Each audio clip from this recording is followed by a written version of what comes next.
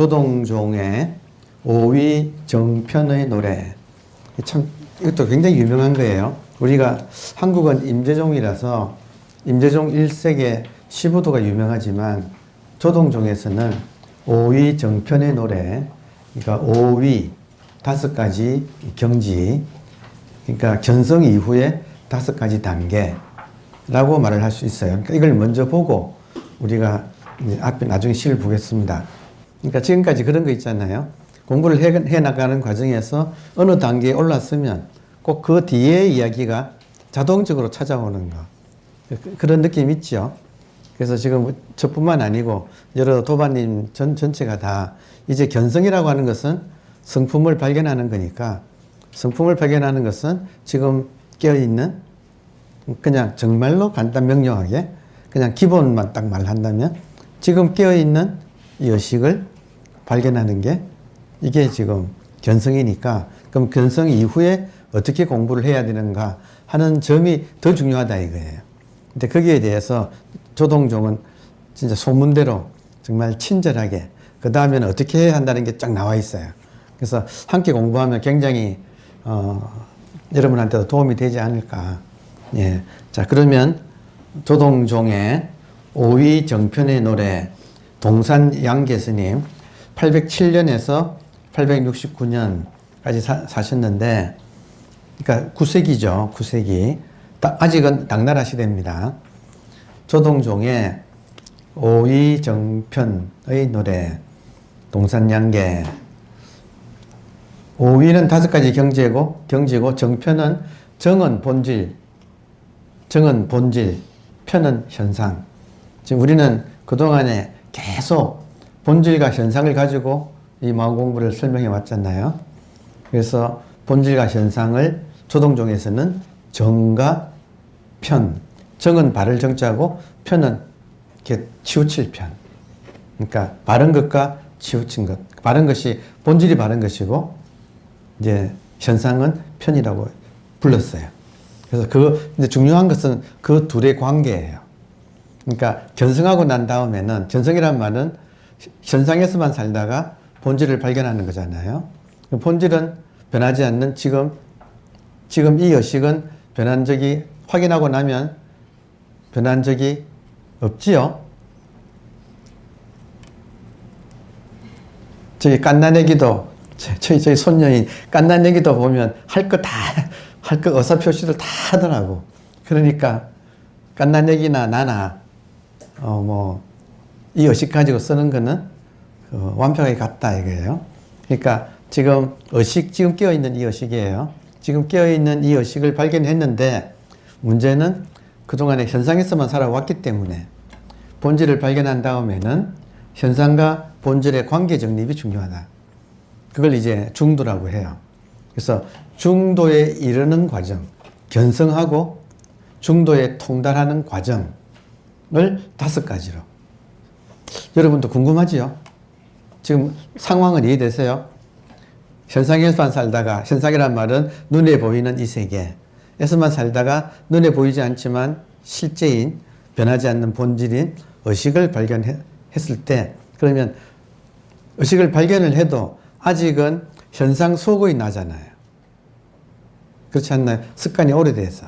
그러면 현상 속의 나가 이 본질의 나와 의식과 어떻게 관계 맺는가 하는 그 점이 그 다음 정말 중요한 진짜 공부라고 할 수 있어요.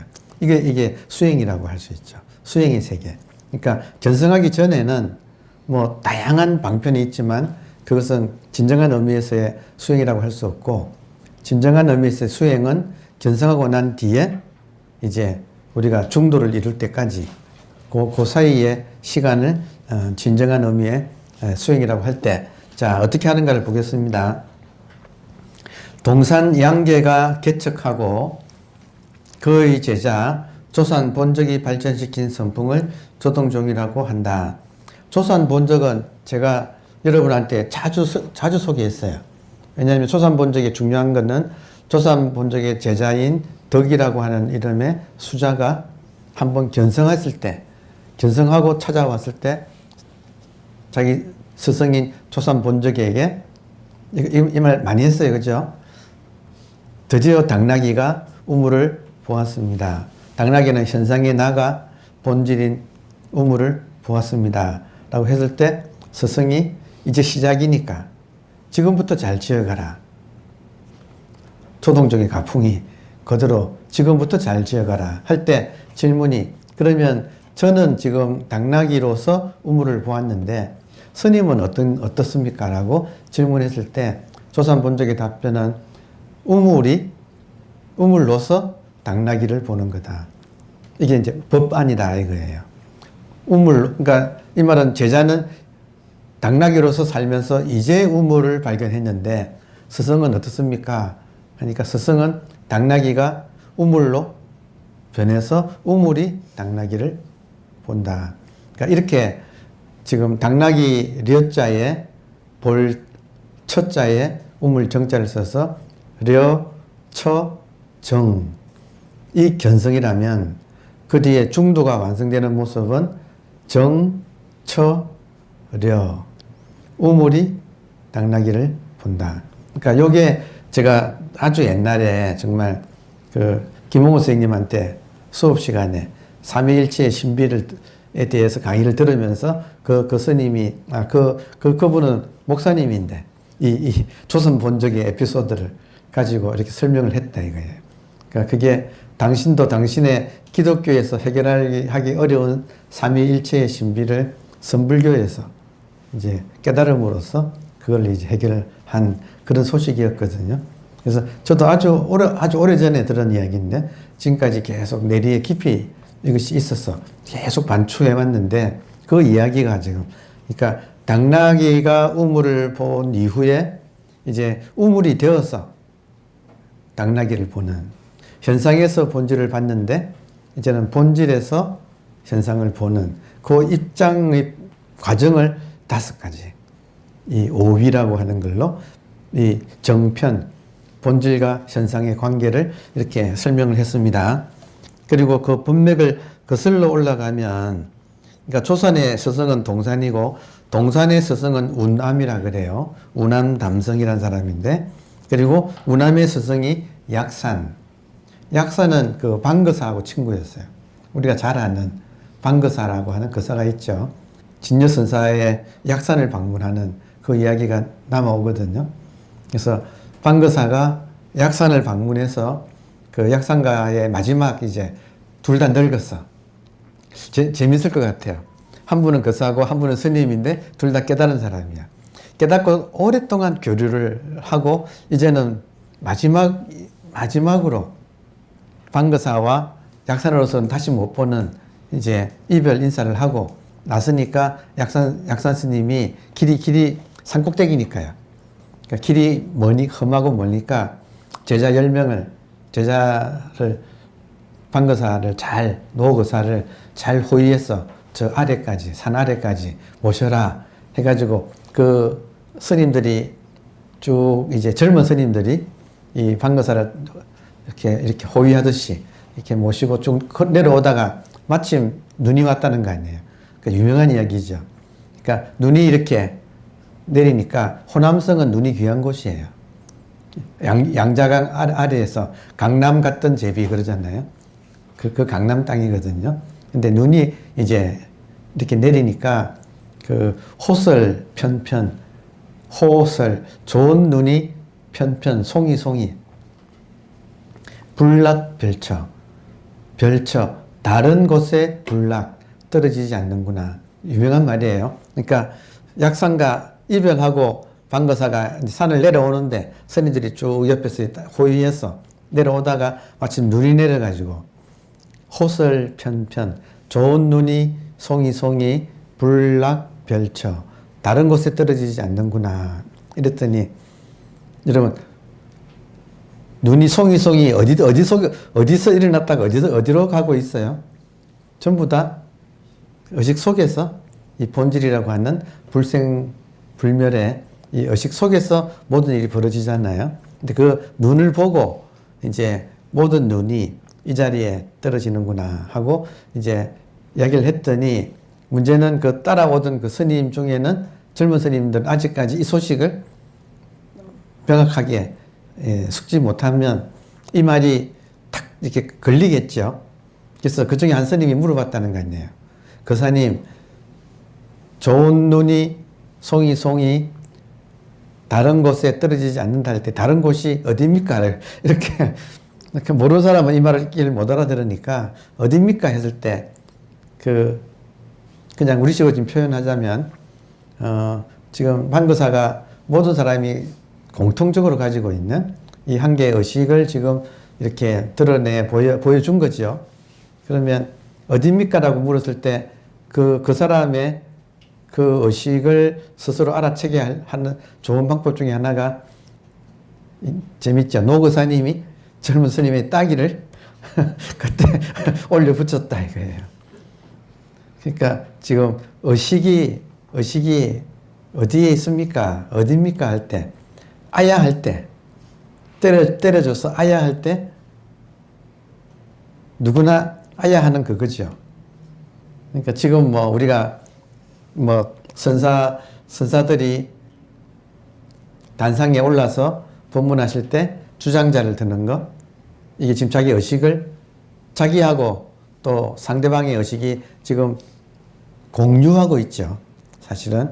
그러니까 이거를 이렇게 주장자를 들어서 보여줬고, 그리고 못 알아들을까봐 한번 쳐서 보여주는 그 일이나 이렇게 한번 뺨을 때려주는 일이나 고함을 지르는 일이나 아는 사람은 윙크하는 순목이라고 해서 윙크하는 것, 자기 의식을 보여주기 위해서 윙크하는 스님도 있었고, 향엄 스님이 윙크를 한번 윙크해서 보여주겠다 해가지고 순목시이, 순목 윙크로서 시 보여준다 이것을, 그러니까 이렇게 표현한 적도 있고, 어떤 스님은 또 옷깃을 한번 요렇게 옷깃을 한번 싹 이렇게 하는 사람도 있고, 또 이렇게 보고 실오라기 있잖아요. 옷에서 스님들이 낡은 옷을 입으니까 실오라기 하나를 뽑아가지고 후 부는 것도 있고, 별의별 게 다 있지만 일체가 뭐예요? 일체가 의식이 몸을 지금 통해서 이렇게 작용하고 있는 거잖아요. 그러니까 그런 에피소드가, 유명한 에피소드가 있는데, 현대인인 우리는 현대 철학의 용어를 빌려서 본질과 현상이라고 말을 하는데, 이 조동종에서는 본질을 평등이라고 불렀어요. 평등이란 말은 꼬마나 어른이나 평등하게 같이 가지고 있는 것. 그러니까 제 표현에 의하면 언제나 할 때 나, 어디서 나, 누구 나. 그러니까 언제나 나, 어디서나 나, 누구나 나. 그게 평등이다 이거예요. 모든 사람이 똑같이 가지고 있다. 그걸 이제 이분들은 본질을 평등이라고 불렀다. 그러면 현상은 뭐냐? 차별. 현상은 차별. 평등과 차별. 현상은 이렇게 모양을 가지고 드러난 거잖아요. 그러니까 평등은 법신, 차별은 화신. 이런 말도 이해되죠? 평등은 법으로서의 몸, 그리고 이 차별은 화신, 이렇게 개체로 드러난 몸. 그러니까 그 관계를 기독교는 삼위일체라고 한다 이거예요. 근데 기독교도 처음부터 삼위일체라고 하지 않았어요. 그쪽에서도 아주 치열한 논쟁, 삼위일체 논쟁이 기독교 논쟁 중에서 가장 치열했다 그래요. 그게 니케아 공의회라고 하는, 거기서 그 삼위일체를 기독교 교리로 받아들일 것인가 말 것인가 가지고 정말 치열한 논쟁이 벌어져서 목숨 걸고 싸웠다는 거예요.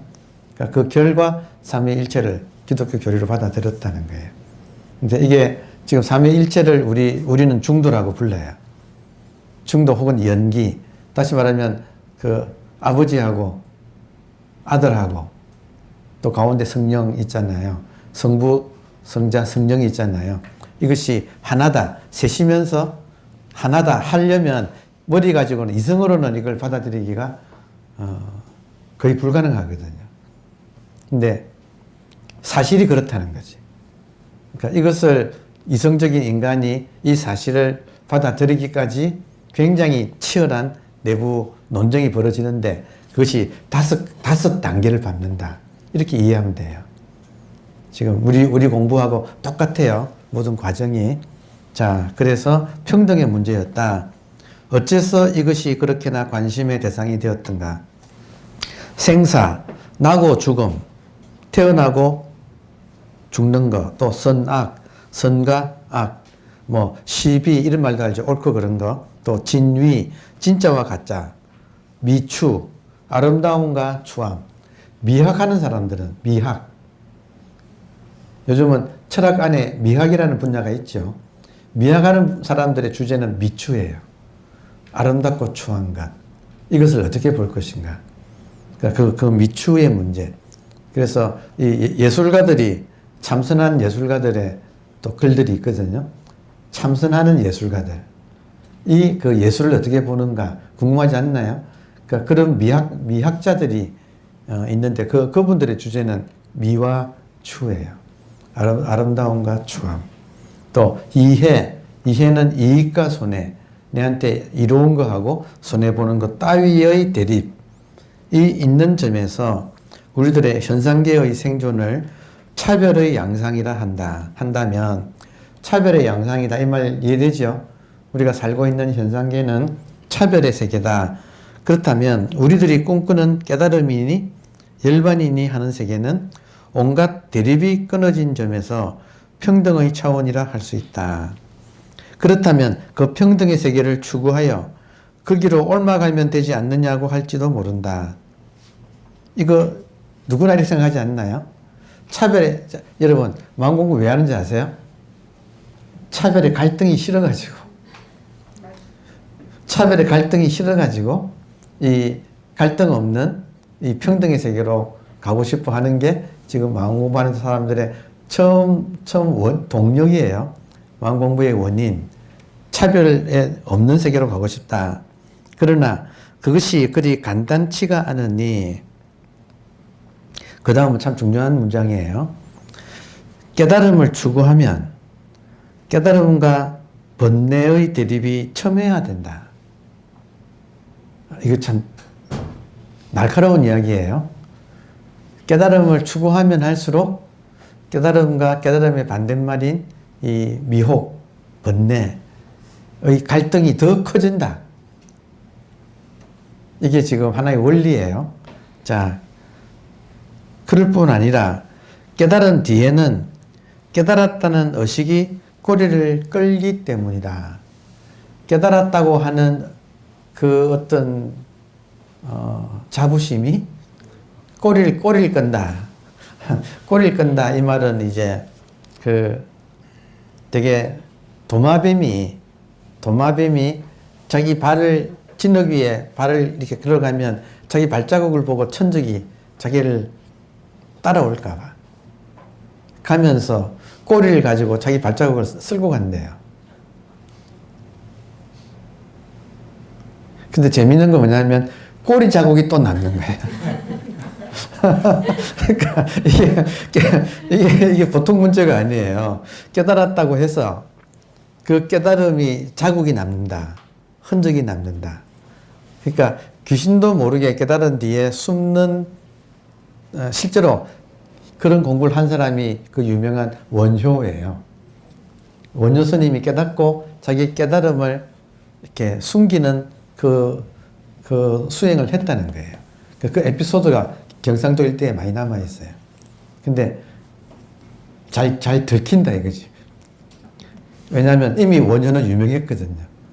근데 그 유명한 원효가 자기를 숨기고 숨어가지고 이렇게 지내는데 가는 곳마다 잘 들키더라.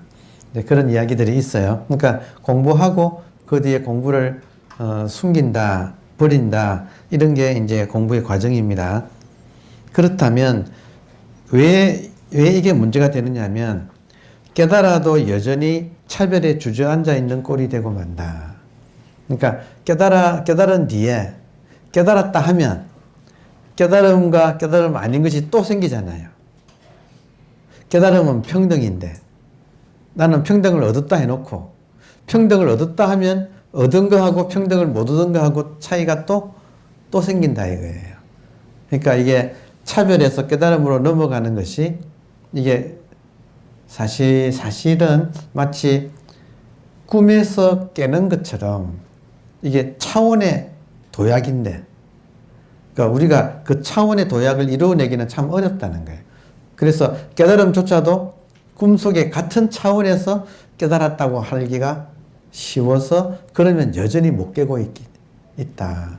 그래서 깨달음의 흔적마저도 없어져야지 차원의 도약이 일어나지. 그 전에 내가 깨달았다 하는 한에는 여전히 꿈속이다 이거예요. 꿈속이란 말은 차별의 세계, 이분법의 분별의 세계. 오이정편을 따서 그 숭산 스님 아시죠? 숭산 스님이 그 젠 서클이라고 해서 이게 동그라미를 그려가지고 0도에서 90도, 90도에서 180도, 270도, 360도 이런 식으로 또 표현을 또 했어요. 그러니까 그런 이야기들이 전부 다 이 조동종의 오이정편이라고 하는 여기서 나온 이야기들이에요. 그러니까 이제 그거를 우리가 지금 보겠습니다. 자, 이러한 평등과 차별의 미묘하고도 복잡한 관계, 평등과 차별의 미묘하고도 복잡한 관계, 요거를 우리 임재종에서는 중도라고 하고, 중도, 그리고 뭐 하여튼 기독교에서는 삼위일체라고 표현을 하는데, 이 중도를 다룬 것 중에 하나가 오위정편이니, 자, 정이라는 거하고 편의에 말해서 정은 본질입니다. 본질을 다른 말로 이와 사라고도 해요. 본질과 현상을 이치와 사, 일사자, 실제, 이치와 현실, 이와 사라고, 이거는 주로 화엄종에서 이렇게 표현해요. 이사. 그리고 일반 불교 교리에서는 본체와 작용이라고 해서 체용이라고도 해요. 그러니까 지금 견성하고 난 이후에는 이 정편 혹은 이사 혹은 체용, 본질과 현상의 관계 정립이 이게 핵심이다. 이게 깨달음의 완성으로 가는 길이다 라고 말을 할 수가 있다. 그래서 정은 이체의 절대적 평등을 이루고 편은 현상인 용의 끝없는 차별을 나타낸다. 지금 우리가 그동안에 공부해왔던 것 정리가 되고 있지 않나요? 정리가 되지요. 자, 내용은 어렵지 않습니다. 그래서 자, 그리고 그림으로 나타낼 때는 검은색으로 채워진 원이 정이 되고, 검은색은 뭐냐면 평등, 차별이 없어진 검은색은 밤으로, 깜깜한 밤으로 상징이 돼요. 그러니까 본질의 세계는 모든 분별이 사라지면 분별이 사라진 것을 깜깜한 밤으로 한다. 여러분, 여기 요 방이 지금 이제 뭐 허드렛 일을 하는 창고인데 여기는 창이 없어요. 요 방에는. 그래서 문을 딱 닫고 형광등을 끄면 다른 데는 창문으로 불빛이, 도시에는 불빛이 있죠. 아무리 어두워도 불빛이 들어오는데 요 방만은 딱 들어가서 불 끄고 딱 문 닫아 버리면 진짜 깜깜해요. 그러니까 제가 해보니까 내 손이 안 보이더라고. 그러니까 요렇게 봐도 내 손이 안 보여. 그러니까 이게 지금 평등의 세계다 이거예요. 그러니까 이렇게 지금 상징한다. 여러분 그럼 보세요. 이 방에 들어가서 아무리 내 손을 이렇게 봐도 내 손이 안 보여. 그럼 내 몸도 안 보이잖아요. 그죠? 아무것도 안 보이겠죠. 아무것도 안 보이면 nothing이냐 할 때, 아무것도 안 보일 때 완전히 nothing이에요? 아니면 뭔가가 있어요? 아무것도 안 보일 때, 아무것도 안 보인다는 걸 그걸 아는, 그러니까 암흑을 보는 것은 여전히 있다 이거죠. 눈을 뜨면 지금 이 세계를 보고 눈 감으면 눈꺼풀을 보는 것은 그대로다. 그러니까 진짜 견성하기는 쉬워요. 여기 들어가서 1시간만 있으면 돼. 가만히 아무것도 안 하고 가만히 있으면, 불 꺼놓고 가만히 있으면 되게 심심해요. 그러면 깨달을 수밖에 없어. 아무것도 안 보이니까 안 보인다는 자각이 점점 확실해져서 아무것도 안 보이는데 의식만은 아무것도 안 보이는 걸 알고 있는 이 의식만은 점점 자각이 뚜렷해진다 이거예요.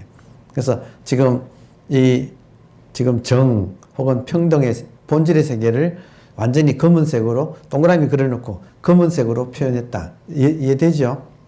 예. 그리고 백색의 원, 백색은 빛이 있으면 모든 게 보이잖아요. 그래서 백색의 원이 편임이 된다. 그래서 제가 좋아하는 가끔 소개하는 아까 삼위일체의 그 교리를 깨달으려고 그렇게 애를 쓰셨던 김홍호 선생님의 스승이 다석 유영모라고 하는 선생님 또 제가 여러 번 이야기하죠. 그분은 오늘 같은 말이 우리나라 말 오늘의 뜻이 늘이라고 하는 이 본질, 시간적인 본질 늘을 발견했을 때 오라고 하는 감탄사가 붙구나 해서 오늘이라고 하는, 그러니까 이런 식으로 한글을 가지고 깊은 철학을 하셨던 다석 유영모 선생님이 뭐라고 했느냐면 태양이 거짓의 왕이라고 불렀어요. 태양이.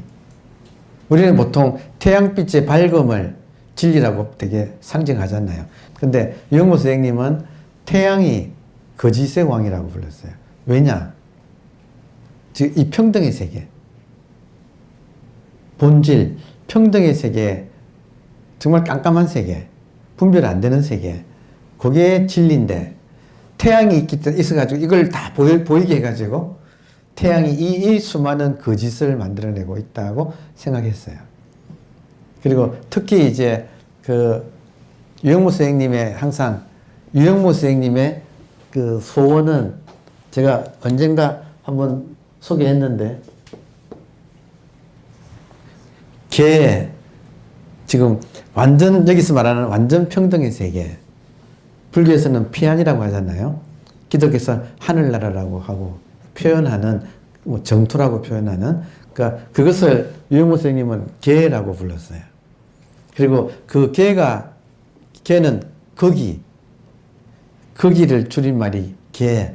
그래서 계에 섞으라 그러잖아요. 그러니까 계의 반대말은 예. 여기를 줄이면 이해가 되고, 그 진리의 세계를 계라고 표현했어요. 유영모 선생님 우리말로. 그러면서 유영모 선생님 생각에는 계가 어디냐면 깜깜한 밤하늘이에요.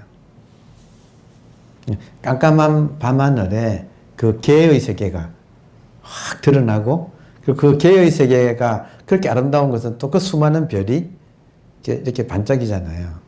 그러니까 그 밤하늘의 세계가 진리의 세계라고 본 거예요. 그래서 그 수많은 별이 반짝이는 밤하늘의 세계에 황홀해가지고 이렇게 앉아 있다가 태양이 오면 이렇게 싹 다 사라져버리는 그 진리의 세계가 깜깜한 밤하늘에 초롱초롱한 별들이 해가 뜨면 다 사라진다. 그래서 지금도 그분 이야기가 지금도 하늘에 태양이 있는데 태양 너머에는 이 계가 펼쳐져 있는데 이 가짜의 왕인 태양 때문에 가려가지고 우리가 계를 못 본다. 낮에는. 그러니까 이렇게 이야기를 했어요. 지금 깊은 진리를 생각한 사람이 이런 이야기 하는 것이 무슨 말인가 따라오나요? 평등이 되게 중요한 거네요. 평등이, 이거 보통 세계가 아니라는 거예요. 그러니까 얘는 차별의 세계고 걔는 평등의 세계인데 역설적으로 인간 입장에서 걔를 가리는 것은 오히려 태양이라고 보는 거죠. 그래서 한자에서 태양 양자, 이게 태양할 때 양자잖아요. 이 양자가 한자에는 거짓 양이라고도 써요. 거짓. 그래서 양동작전. 서쪽을 쳐야 되는데 일부러 군사의 일부를 동쪽을 먼저 쳐가지고 그쪽을 방어하게 하고 군사가 이쪽으로 이동하면 서쪽을 치는 양동작전이라고 할 때 양이 태양 양자를 써요. 양동은 거짓 움직임. 그러니까 한자 속에 태양이 거짓이라는 뜻이 들어있어요. 되게 심오하지 않나요? 예. 그러니까 처음 들어요. 동양의 이 사고방식이 굉장히 깊어요. 그래서 지금 이 순간에도 하늘에는 그 진짜 영롱한 별들이 가득 차 있는데 태양빛 때문에 못 본다. 그게 마치 우리 인간이 이 차별 세계에 차별하느라고 지금 눈앞에 있는 이 평등을, 눈앞에 있는 의식을 우리 눈이 이 차별의 마음을 뺏김으로써 여기에 꽉 차 있는 의식을 놓친다 하고 같은 의미다. 같은 비유라고 할 수 있어요. 재밌죠? 그래서 이제 하나만 더 쓰면 불교가 중국에 들어오기 전에 중국 고유의 사상은 유교하고 도교를 지금 유교, 도교로 나누어져 있지만 유교와 도교의 모든 근원은 같아요. 그러니까 유교 학자들도 공부의 가장 근원을 주역이라고 봐요. 그리고 이 도교 학자들도 모든 자기 사상의 근원은 주역이라고 봐요. 유학자들 중에서 천재들이 주역까지 거슬러 올라가서 그러니까 참선을 접한 유학자들이 참선했어요. 그리고 어느 정도 이치적으로 무슨 말인가를 터득을 했어. 그 본질과 현상의 관계가 정말 이게 신비롭다는 걸 알았어요. 선을 가지고 선의 세계를, 이 정편을 유학자들이 주역을 가지고 설명하려고 했었어요. 그렇게 그린 게 태극기예요. 그러니까 지금 우리나라 국기 태극기가 그냥 넣은 게 아니고 태극기 안에는 주역하고 그리고 선이 들어있어요. 그러니까 주역 사상하고 선 사상이 만나가지고 신유학이 탄생해요. 그러니까 우리가 알고 있는 지금 신유학의 가장 대표적인 사람은 주자. 조선시대에 이데올로기가 주자가 세웠잖아요. 그러니까 그 주자의 스승이 또 주돈이라고 하는 사람, 그런 분들이 만든 게 태극기예요. 그래서 태극도설, 태계이황의 또 작품이 태극도설, 태극기를 설명한 거. 그러니까 지금 이런 것들이 전부 다 정편이라고 하는 이런 불교의 중도 사상에서 영향을 받아가지고 신유학, 뉴 콤푸시어니즘, 그 공자를 콤푸셔스라고 불렀어요. 영어로. 그래서 뉴 콤푸시어니즘이라고 해가지고 신유학이라고 번역하는, 그게 조선시대의 이데올로기였어요. 알고 보면. 그래서 우리가 지금 태극기를 쓰는 것, 채택한 것도 그거예요. 그러면 지금 정편을 보면서 간단하게만 소개만 하면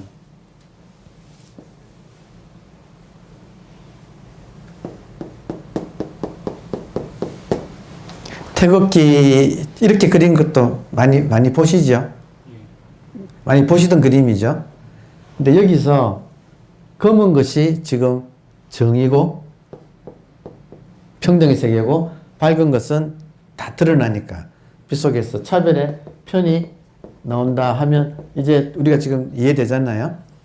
정과 편으로 이 세계를 설명을 한다 할 때 지금 첫 번째 나오는 게 정중편, 평등 가운데 차별이 있다. 이렇게 시작하거든요. 그걸 어떻게 그렸느냐면 까만 거 안에 흰 동그라미. 제가 조금 더 쉽게 칠하면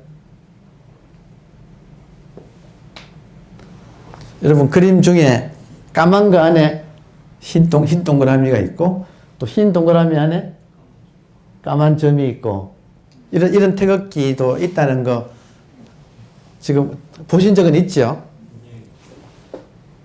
정중편, 편중, 정이라고 하는 개념이에요. 이 말은 100% 평등한 것만 있지 않고 가장 평등해졌을 때 바로 다시 차별이 시작된다. 동지가 추위의 절정인데 동지가 바로 새로운 이 따뜻함의 시작이다. 이게 맞물려 있다. 이게 지금 굉장히 정해져 있지 않은 이 본질과 현상이 이렇게 서로 간에 이렇게 연기한다. 우리 불교적 용어를 쓰면 연기하는 그 원리를 이렇게 반영을 한 거예요. 그래서 하여튼 신유학자들이 고심해가지고 중국에서 들어온 선불교의 이 깊은 이치를 우리들도 뭐라고 이걸 주역을 가지고 주역에 이게 다 있거든요. 이런 사상에.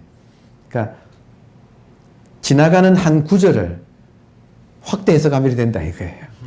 그러니까 그런 식으로 찾아내가지고 신유학이라고 하는 세계를 또 형성했는데 그게 우리한테 대한민국이 지금 태극기가 그걸 딱 하나로 압축해서 보여준 거예요. 그래서 무극이니 태극이니 음양오행 이런 말 우리 들어보잖아요. 그러니까 그런 무극, 태극, 음양오행이 삼위일체의 지금 법신, 보신, 화신의 말이라는 거예요. 그러니까 이런 거를 여러분 이치상으로는 이걸 못 벗어나는 거예요. 결국은 상대와 절대의 세계를 이거를 어떻게 우리가 볼 것인가, 소화할 것인가 이 문제예요. 자, 그러니까 이제 정중편을 보겠습니다. 정중편을 일중일체. 정은 또 하나라고 표현해. 의식은 나눠지지 않아서 이 평등의 세계는 하나라고 해요. 나눠지지 않아서. 그리고 일체란 말은 많은 현상의 세계. 나누어져 있는 현상의 세계는 일체. 그러니까 일중일체란 말이나 정중편이란 말이나 지금 같은 거예요. 여러분 지금 보세요. 자기 보세요. 자기한테 자, 우리가 무한대의 공간 속에 있죠. 그러니까 지금 법신, 의식을 공간이라고 표현할 수가 있어요. 그러면 우리가 지금 공간 속에 있죠. 우리 몸이. 그러면 일중일체예요. 오케이? 공간 속에 삼라만상이 다 있잖아요. 그러니까 이거를 지금 일중일체. 그럼 반대로 일중일체를 또 뒤집으면 일체중일이잖아요.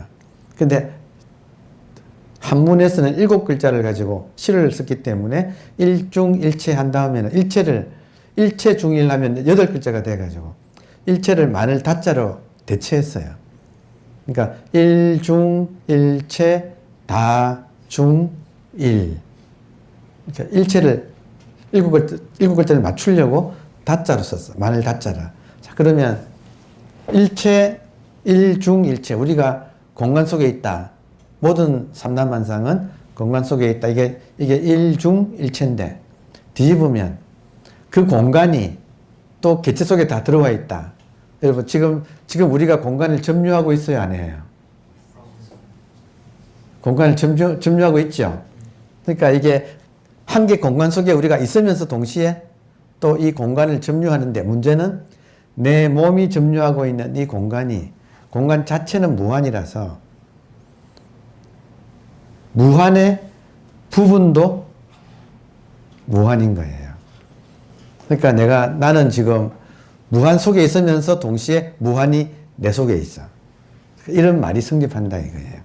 이 무한을 신이라고 하는 개념으로 대체하면 나는 신 속에 있고 또 신은 내 속에 있다 이 말이에요. 그러니까 유명한 그런 이런 말이 있잖아요. 내가 평생 신을 찾았더니 결국에는 나를 찾게 되더라.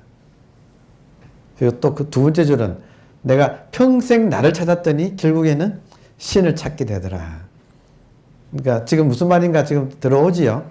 네. 그러니까 지금 그런 도리가 지금 이런 식으로 표현했다. 그 첫 번째가 정중편이여. 평등 속의 차별이여. 삼경초야의 달뜨기 전이로다. 삼경은 야반 삼경 그러죠. 가장 깊은 밤이 삼경이에요. 이런 표현 우리가 많이 쓰죠. 야반 삼경 이런 말 쓰잖아요. 그러니까 가장 깊은 밤이고 초야는 금음달에서 딱 1월 1일 초야. 근데 실제 달은 어쨌든 초승달은 3일이 떠요. 그래서 우리가 달이 아예 없는 기간을 3일이라고 봐요. 그래서 3일 야가 하면 정말 어두운 시절. 예수님 부활이 3일 만에 한 것이 달 보고 한 소리예요. 달이 사라졌다가 3일 만에 초승달이 나오니까, 그러니까 모든 부활이 기간을 이걸 가지고 3일로 치는 거예요. 상징이에요, 상징. 그러니까 삼경초야면 3일 중에서 초야면 제일 어두운 밤이에요. 그러니까 삼경 밤 중에서 가장 깊은 밤인데 또 날짜가 달이 가장 없는 초야. 삼경초야의 달뜨기 전이로다. 이것이 지금 정이라고 하는 세계. 그런데 재밌는 것이 순수 평등을 만나고도, 견성하고도 못 알아봄을 괴이적게 생각하지 말라. 그러니까 이게 공부 과정에서 처음 견성한 사람은 자기가 견성한 줄 몰라요. 대부분이. 제가 하여튼 저 입장은 너무 선명해서 이렇게 말을 할 수밖에 없는데, 26살 때 처음으로 절대를 체험했을 때, 절대를 체험은 했는데 그게 절대인 줄은 몰랐어요. 그러니까 보통 사람들이 현상에서 살던 사람이 본질을 처음 체험할 때는 그게 본질인 줄 몰라. 뭐가 있어야, 뭐가 상대적으로 느껴져야지 이걸 뭐라고 할 텐데. 그래서 저 같으면 딱 이렇게 끊어지는 체험이었어요. 그러니까 이런 어떤 의식이나 생각의 흐름이 그냥 끊어져 버린 그런 체험. 그러니까 의식을 처음 발견할 때는 그 의식이 전체이기 때문에 개체가 전체를 파악할 수 있는 그 감각기관이 없어. 이 표현 좋네. 처음 견성할 때는 본질을 감각할 수 있는 기관이 자기한테는 없는 거예요. 그래서 뭔가가 왔는데 그리고 그게 뭔지를 몰라. 이게 잡히지가 않으니까. 전체니까. 그러니까 달뜨기 직전에 가장 어두운 밤, 아무것도 안 보이는 밤을 지금 만났는데, 그것이 본질이라는 것을 못 알아봄을 모든 사람들이 못 알아봐요. 근데 그거를 이상하게 생각하지 말라. 이게 지금 처음 공부하는 사람이 견성했을 때 순간을 이렇게 말을 해주고 있다 이거예요. 그러니까 견성 이후의 공부를 5단계인데, 처음 견성할 때의 모습은 야반상경같이 깜깜한 밤에 정말 평등의 세계를 만났는데, 근데 그게 그건 줄을 그때는 모른다. 그걸 이상하게 생각하지 할 것 없다. 그러니까 하여튼 처음 경험한 사람은 그게 그건 줄 몰라요. 그리고 그냥 지나가 버려. 지나가고 나중에 이제 다시 그게 그거였구나를 이제 감각기관이 생겨. 그걸 인지하는 어떤 감이 생기기 시작해서 나중에 이제 다시 확인하게 되는 거예요. 그 과정을 이야기하고 있어요. 그래서 왜냐, 어슴풀에 지난날의 흔적을 아직도 품고 있으니, 그러니까 지난날의 흔적은 우리가 분별하는 거. 이 차별세계에 살았기 때문에 모든 걸 좋다 나쁘다 하고 분별했던 그 흔적이, 혹은 그런 감각기관만 있지, 그 차별이 사라진 절대를 인지하는 그것은 없기 때문에 체험을 해도 그게 그건 줄을 모른다. 그게 지금 정중편. 정이 나타났지만 아직 이 사람한테는 부분을 인식하는 감각기관밖에 없는 상태. 그거를 지금 정중편이라고 해서 처음 견성한 사람의 상태를 이렇게 표현을 한 거예요. 상황은 이해되나요? 예. 그러니까 우리한테는 도움이 돼. 왜 그렇지? 분명히 내가 체험했는데, 그리고 또 이걸 다른 말로 하면 거의 대부분의 사람들이 정중편의 또 다른 말은 뒤에 나오는데, 또 다른 말은 뭐냐면 처음 체험한 사람은 그것을 소유하려고 해요. 처음 본질을 체험한 사람은 그 체험을 소유하려고 해. 그래서 전체를 소유하려면 내가 있고 뭐가 있어야 소유하잖아요. 그러면 이 전체인 본질을 무엇이라고 대상화해가지고 내가 소유하려고 해요. 그래서 대부분의 사람들은 요 전체를 정의하려고 해요. 왜냐하면 인간은 개념화해서 소유하는 것이 발달된 거예요. 사피엔스란 말이 그 말이에요. 인간의 사피엔스란 말이 개념화를 통해서 소유한다는 뜻이에요. 그 뜻이. 그러니까 무언가를 체험했으면 그거를 개념화해서 뭐다라고 내가 딱 해버리면 내가 이제는 알았어. 알았어. 사피엔스. 알았어. 알았다는 말은 개념화로 소유한다는 뜻이에요. 그러니까 절대를 체험한 사람은 여러분 개념화가 되는 거예요? 안 되는 거예요? 언어는 부분이잖아요. 언어로서 이거를 뭐라고 해가지고 내가 이걸 소유하려고 한다 이거예요. 그게 지금 정중편의 단계에서 걸리는 병이에요. 근데 이런 과정을 거친다. 그래서 여러분 하여튼 깨달은 사람이 소유욕이 또 일어나가지고 깨달음을 소유하려고 하는 그 욕심이 막 안에서 막 요동치는 경험을 하게 돼요. 나는 자유롭다는 사람은 거의 없지요. 그러니까 대부분이 이렇게 정의를 내려서 언어화해서 이거를 내가 소유하려고 하는 그 단계를 말한다. 정중편은 평등 속의 차별을 가리키니 깨달았다 하여 깨달음에 주저앉고 만다면 깨달음과 깨달음 아닌 것을 달리 보는 점에서 차별에 떨어진 것이 된다. 그러니까 깨달은 사람이 나는 깨달았다 하면 나는 깨달은 나가 또 차별이 더 커진다 이 말이에요. 깨달은 사람이 나는 깨달았다 이러면 깨달은 나라고 하는 차별이 아상이 더 강해진다. 이제 여러분 안심하세요. 책에 있을 정도로 누구나 그래. 그러니까 우리만 그런 게 아니고 누구나 그래. 그러니까 이제 차별에 다시 떨어진 것이 되며 본래의 깨달음에는 깨달음 또한 없는 터에 그것을 있는 듯 의식하니까 의식한 것이니까 원래 깨달음에는 깨달음이 없어요. 다시 말하면 평등에는 평등이라고 할 만한 것이 없어야 평등인데 근데 깨달았다 하면 깨달음 속에서 깨달음을 만들었기 때문에 그것은 깨달음이 없는데 깨달은 것이 있는 듯 지금 했는 거다. 따라서 그 깨달음 자체도 이미 차별에 떨어진 깨달음이다. 맞아요? 그래서 진정한 깨달음은 아닌 것이 된다. 물론 처음부터 평등이 차별이고 차별이 평등이어서 평등과 차별이 일체를 이루는 경지를 처음부터 체득해야 한다고 할 수는 있겠으나 그것은 이상일 뿐이어서 이 말 굉장히 우리한테 중요한 메시지예요. 처음부터 본질을 깨닫고 본질과 현상이 하나가 되는 것이 그게 원칙은 원칙인데 그는 이상일 뿐이어서 현상 속에 살던 우리가 다시 말하면 현상 속에 살던 우리가 신을 만나서 신을 감당하기가 처음부터 신을 감당해야 한다고 하지만 실제로는 신을 만난 사람은 죽는다 이런 표현을 하듯이 감당이 안 된다 이 말이에요. 그러니까 그런 따라서 이 전체가 무슨 말이냐면 깨달은 다음에는 자기의 그릇을 키워야 돼요.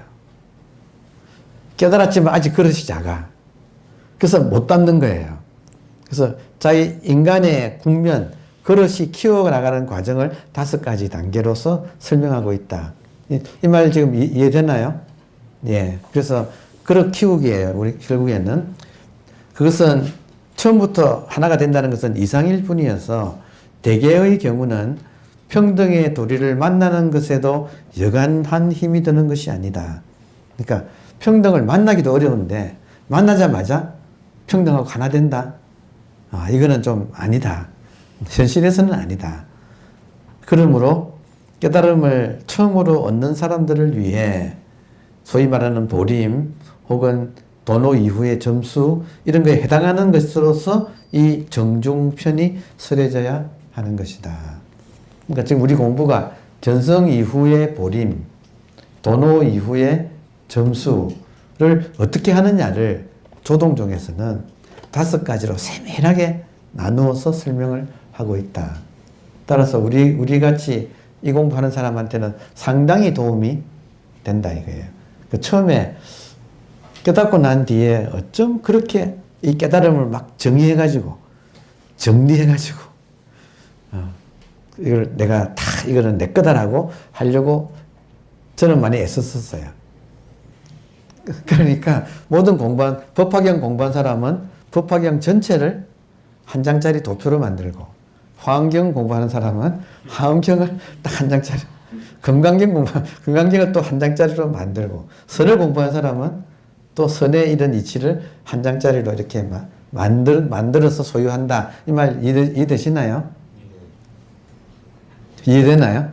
모든 사람이 공부하고 난 다음에는 자기 공부를 탁 압축해서 도표로, 그 도표의 결정판이 태극기야. 그러니까 모든 신유학, 중국의 신유학하던 그 천재들이 모여가지고 태극도를 그리고 태극도서를 주석으로 붙여놓은 게 그게 신유학의 제일 중요한 경전들이에요. 그러니까 그런 짓을 한다. 그런 짓을 자기도 모르게 하게 되어 있다. 왜냐? 그렇게 해서 압축해서 정리해서 내가 소유하려고 하기 때문에 그렇다 이거예요. 이제 그런 과정을 거친다는 걸 지금 우리가, 근데 저는 그런 입장이에요. 해보고 벗어나야지. 해보지도 않고 그런 거 하면 안 된다 하는 건 그런 어리석다고 봐요.